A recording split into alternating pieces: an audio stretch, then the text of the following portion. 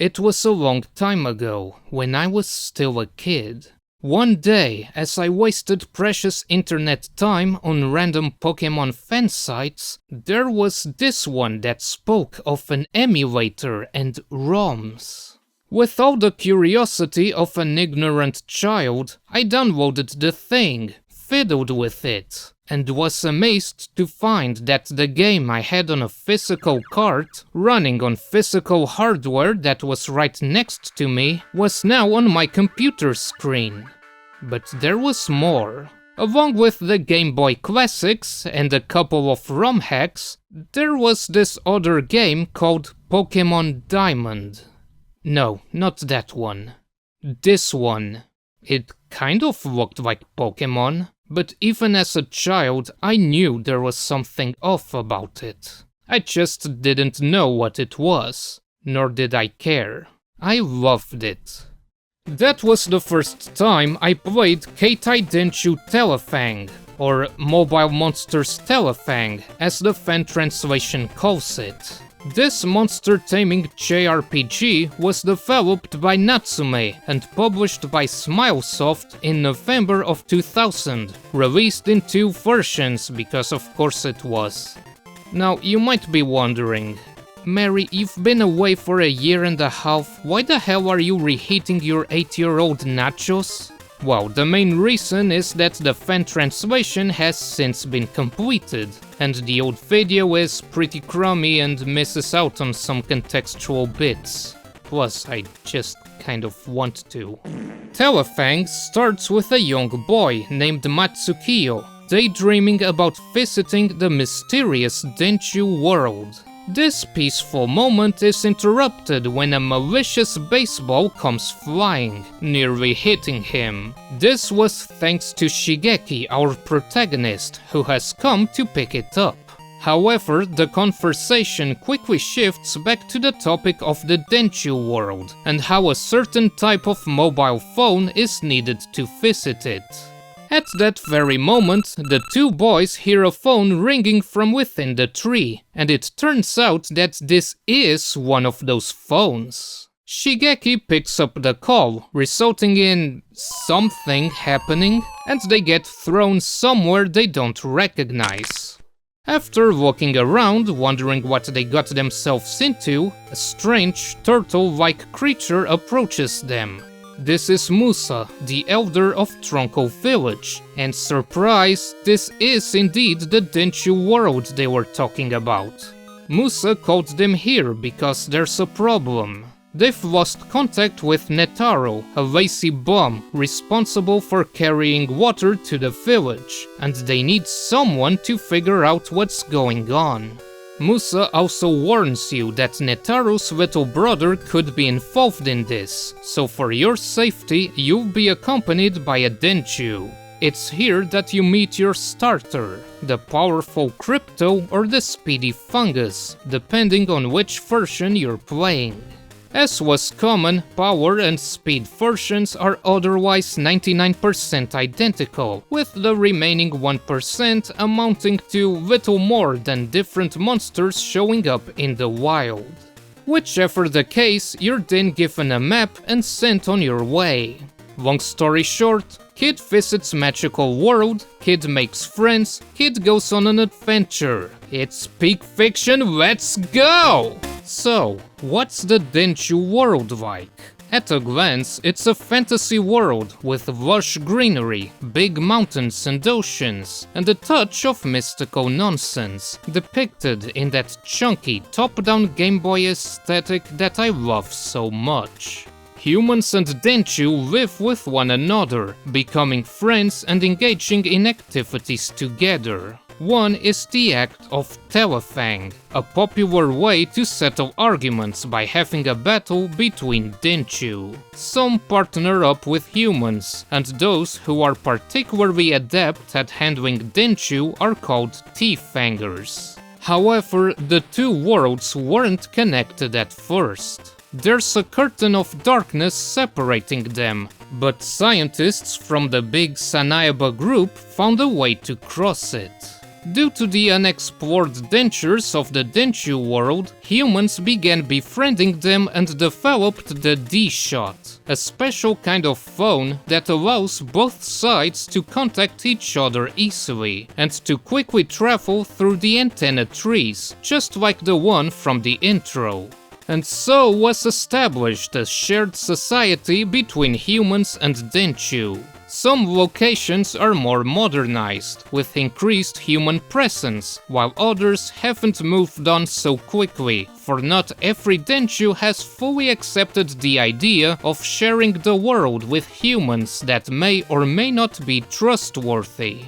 Have you had curry? Some humans brought along their problems and their ambitions, such as the filthy politician trying to garner support with third-rate proposals. And then there's Big Pharma trying to do sussy things so that wine goes up. The later parts of the story revolve around the CEO of Sanaeba Pharmaceuticals creeping around in the background, searching for the divine Denjuu, who went to sleep after humans arrived. At the same time, your rival, Kai, claims to be on a mission to tear down the antenna trees. The game lightly tackles the topic of urban development, with the occasional conflict where Denjuu are angry at bad humans for doing bad stuff. Thus Kai's mission and the divine Denjuu's concern. But that's incidental. You're not here for Big Think.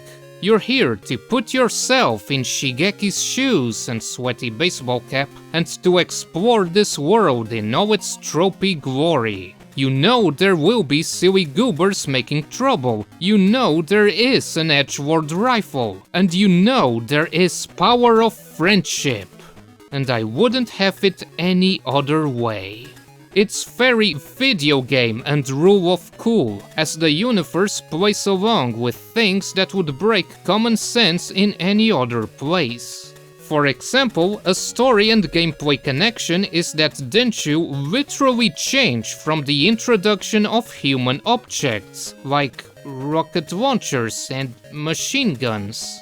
I mean, what's the worst that could happen? Sure, not everything hits the mark, like the flying testicles. I love how the game hypes up an ancient evil that was sealed 400 years ago. And then it's this dumb little gremlin that you could squish with a foot. But I do like how the Denjuu you've registered talk about what's going on in the story. It helps the journey feel like it's progressing, like the world isn't stuck at a single point in time. All the while, you're accompanied by this wonderful soundtrack composed by Kinuyo Yamashita, aka James Banana. This woman should be put on a list for the crime of grooming my ears. If someone asks me what video game music is, I would refer them to this kind of 8-bit music with these strong, energetic melodies. Every time I start a playthrough and see this scene at the start, with those visuals and that music, my brain immediately gets injected with a sense of wonder. But going back to that monsters with cell phones concept.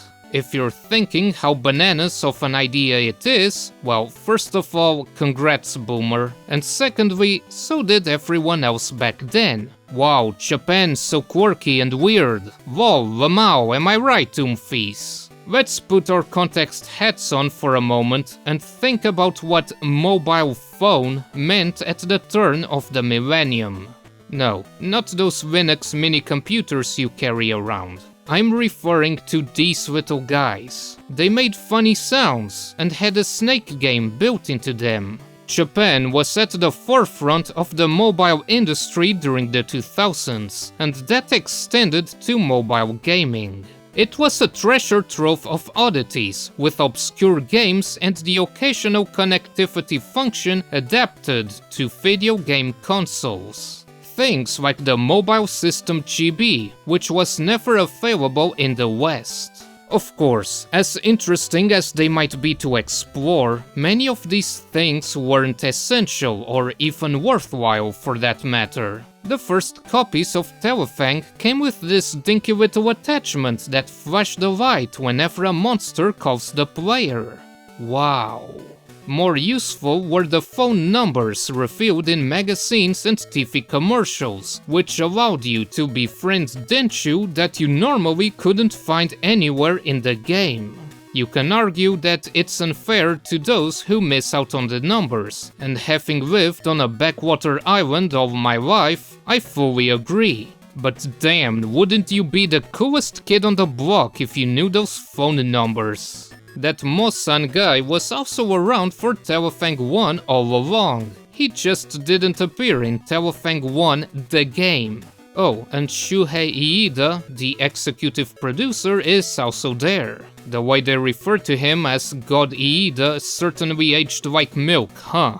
Nowadays, the internet is so accessible that this sort of information gets on it within 5 seconds, and even the concept of monsters with cell phones doesn't seem as crazy in this day and age. Come on, you've seen Stranger Things, you've seen the funny videos, you've played our 10-bomb girlfriend. Thinking about it, it's the same appeal as cancelled games or beta versions of games. There's a mystique to the unfinished visuals and content that we never officially got our hands on. It's the idea that there's more to it than we first thought. Like, what's this screenshot about contracting a virus? What are you hiding? It makes you imagine what kind of awesome stuff was lost to time. Or at least, stuff that was thrown away because it wasn't very good. Who knows? The grass always seems greener on the other side.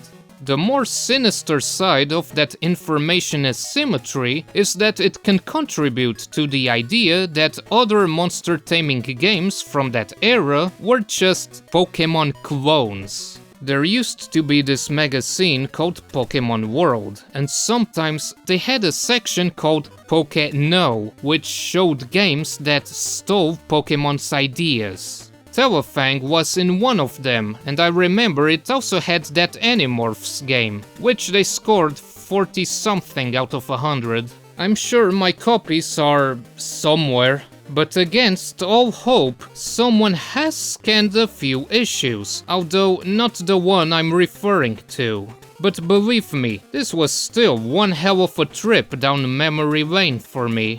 Hey, wait a minute. It's a bit unfair, don't you think? It would be disingenuous to say that Pokemon had no influence on the rest of the industry, but just because someone has popularized a concept doesn't mean that anyone else trying to put their own spin on it is just a shameless copy. At one point, all first-person shooters were called Doom clones. Imagine if that stuck. Imagine if Pokemon was just a Megami Tensei clone. Then there's the bootlegs. Those stinky, janky-ass bootlegs with a hilariously bad translation. Details are scarce about who made them and where they came from exactly, but they're some of the most infamous bootlegs to have graced the internet, and they are a total train wreck.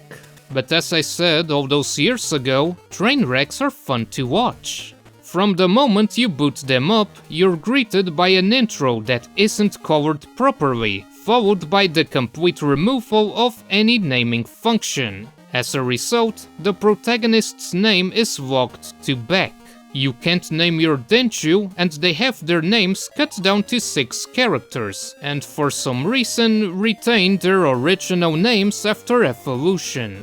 You're then faced by utter nonsense, with subjects and grammar mixed up every other line. The script is also inconsistent in how it handles the names of characters and Denjuu, many of which are based on plants. Some are directly translated into their English equivalents, while others are poorly transliterated or straight up mangled by someone who can't read a katakana chart.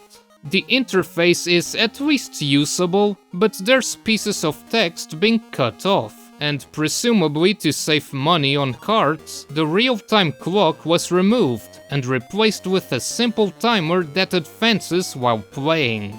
New and exciting glitches were also introduced, with broken saves being the most well-known. although apparently this is the result of some very petty anti-piracy measure introduced in these bootlegs. Still, Telefang's unfortunate reputation has slowly been eroded thanks to the efforts of communities like Wikifang, which over many years worked on the fan translation and preserved so many assets and information that would otherwise have been lost to time. Speaking of preservation, ages ago I said that Telefang 2 screwed up the monster designs, with weird shapes and gaudy colors. That opinion hasn't changed. Telefang 1 is a bit more restrained with the palettes and shapes, but it still suffers a bit from this. I just couldn't notice because I barely paid attention to the official artwork. I was seeing the Denjuu designs strictly through the lens of tiny sprites with limited details. A lot of these designs use colors that aren't properly represented in-game, whether it be due to technical limitations or to preserve compatibility with the original Game Boy. The question is, does it matter what the artwork looks like when it's never seen or accurately represented in-game? In a way, it doesn't, because that's the experience you get while playing. As an example, here's Dipsacus, which my brain is incapable of parsing as anything besides some kind of dragon. However, you could argue that this is a failure of the sprite work, which does have issues such as the lack of a consistent scale, and a couple of sprites that look kind of unfinished.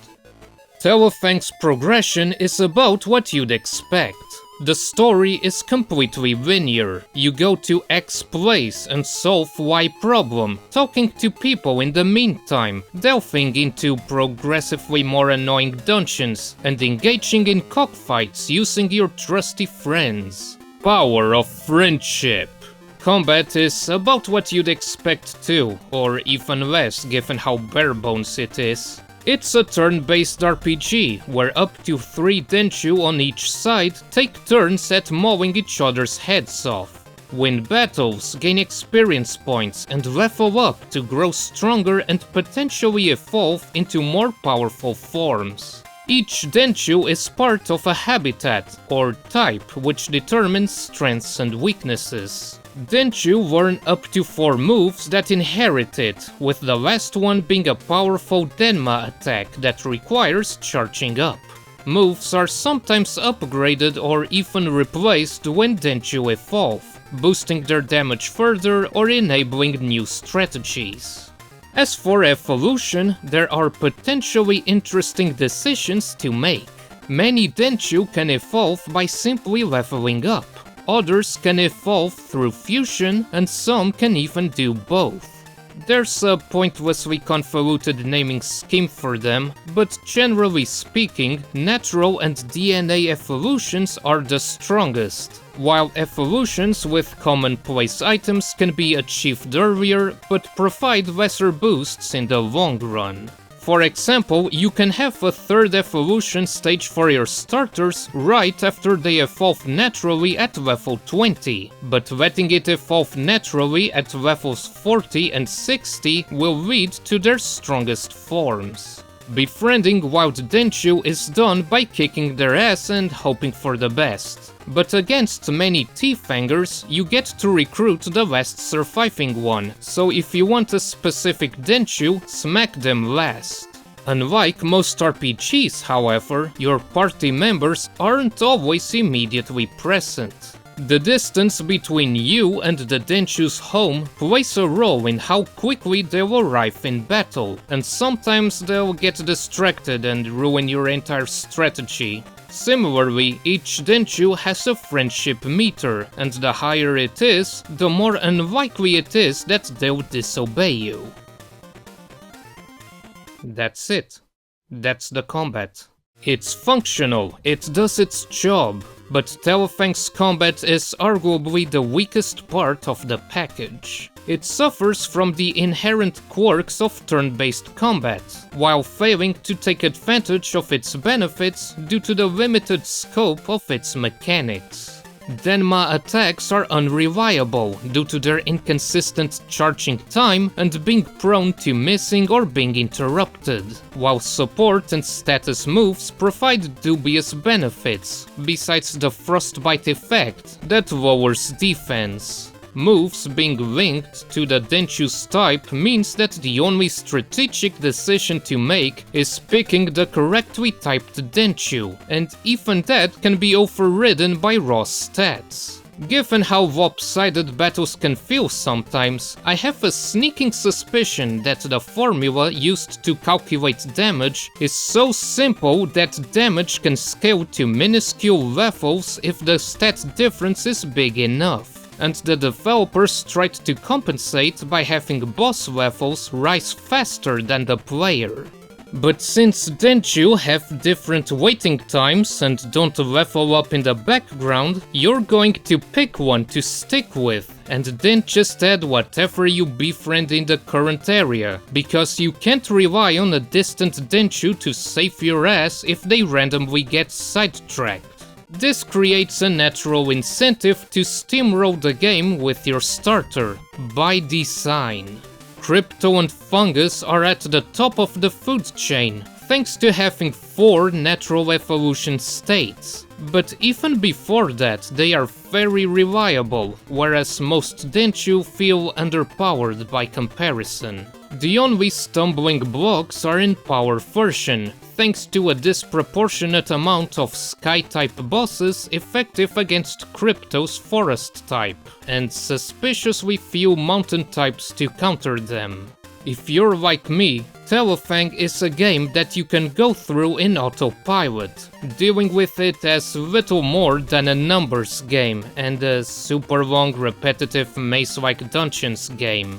Boy oh boy did the developers get a little too enthusiastic with the late game dungeons. Even after all this time, I still get lost in Cactus Ruins. Never-ending corridors, stairs going up and down all over the place, and a gauntlet of battles in the middle. Man, there are only so many shits I can remember before I start going crazy. Telefang is a game that I find myself going back to occasionally, because it really does capture a certain sense of discovery that tickles my brain. A lot of that is just raw nostalgia, and I'm not going to bother denying that. But a lot is also it just being a damn good time, faults and all. And you know what? I like the bootlegs too. Not in a sensible way, mind you.